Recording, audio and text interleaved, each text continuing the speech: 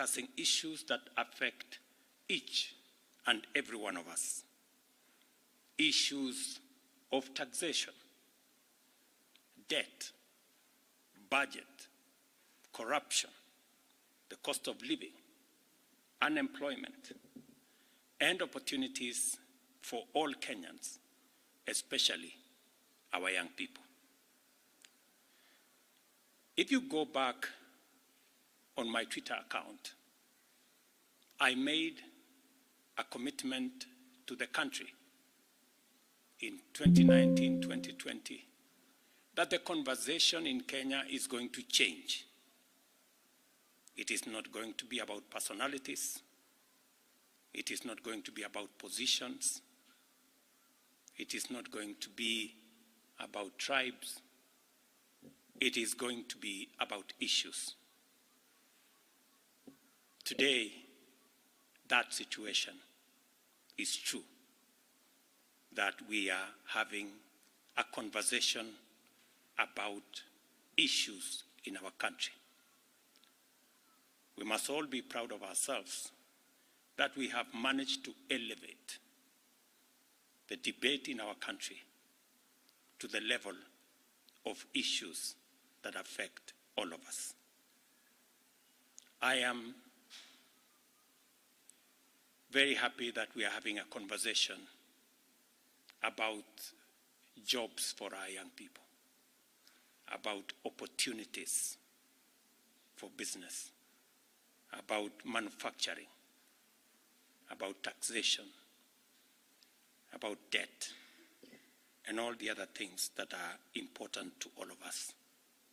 I make this statement to highlight the actions taken in response to the overwhelming public feedback in the recent days, and to fulfill my commitment to continuously and effectively listen to the people of Kenya, and to underscore my intention to always take public contributions in good faith, applying them to enrich policy making, governance, and government programs.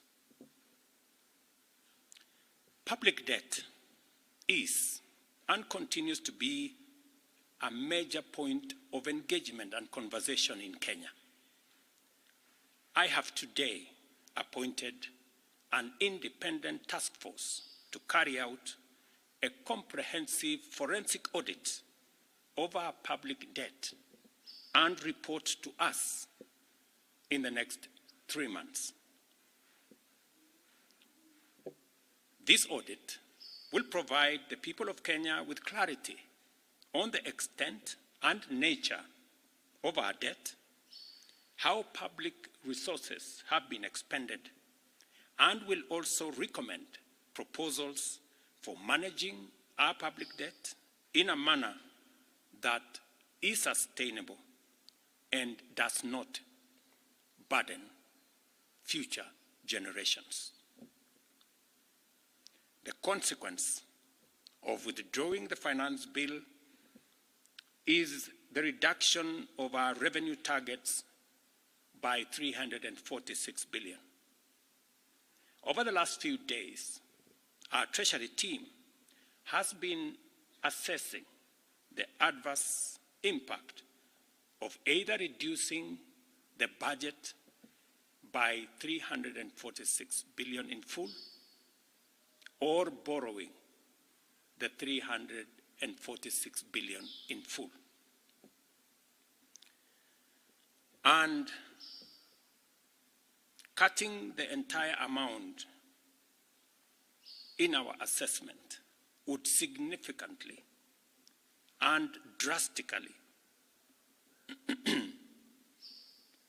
affect the delivery of critical government services, while borrowing the whole amount in full will occasion a fiscal deficit by a margin that would have significant repercussions on many sectors, including our exchange rates and interest rates. We have since, after extensive consultations, struck a middle ground, and we will be proposing to the National Assembly a budget cut of not the entire 346, but a budget cut of 177 billion, and borrowing the difference. Whatever we are going to borrow, the difference, will increase our fiscal deficit from what I intended to be 3.3% of our GDP. It will now go up to 4.6% of GDP, still lower than last year, and will be used to fund some of our critical government services. We will use the money that we will borrow to protect funding for some of the critical areas that the people of Kenya have asked me to protect. They include hiring of junior secondary school teachers and medical interns, funding the milk stabilization program for our dairy farmers, reviving our stalled road projects that are in many parts of Kenya, retaining the fertilizer subsidy program that has helped us manage our cost of living,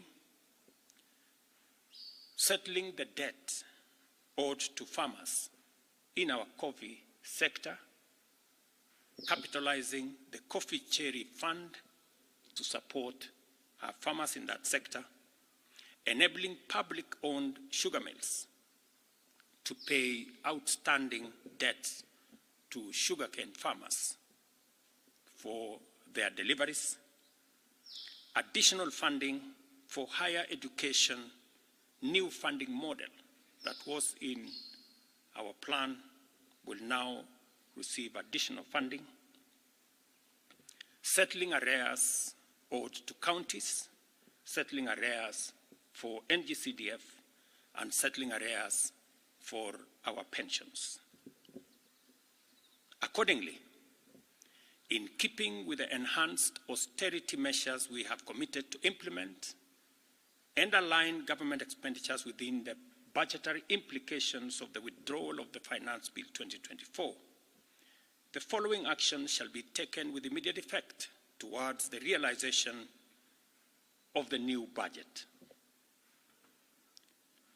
47 state corporations with overlapping and duplicating functions will be dissolved, resulting in the elimination of their operational and maintenance costs, and their functions will be integrated into the respective line ministries. Staff currently employed by the affected corporations will be transferred to ministries and other state agencies within government.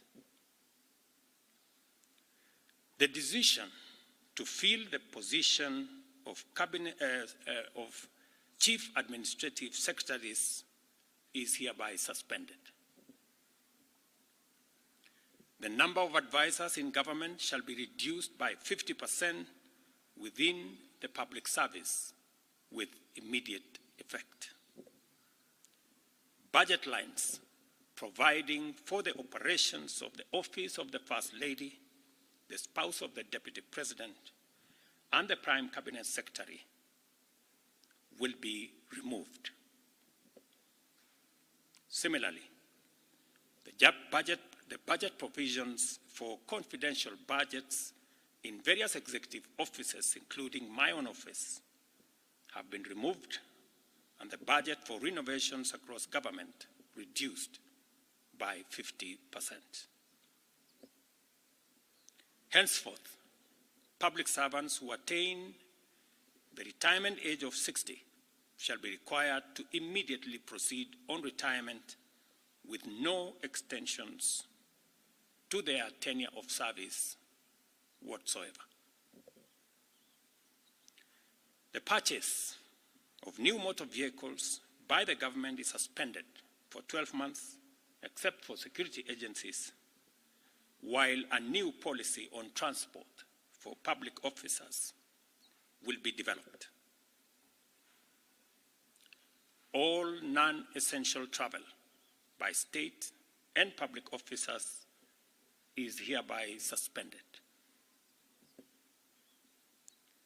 No state officer or public servant shall participate in public contributions or harambees going forward.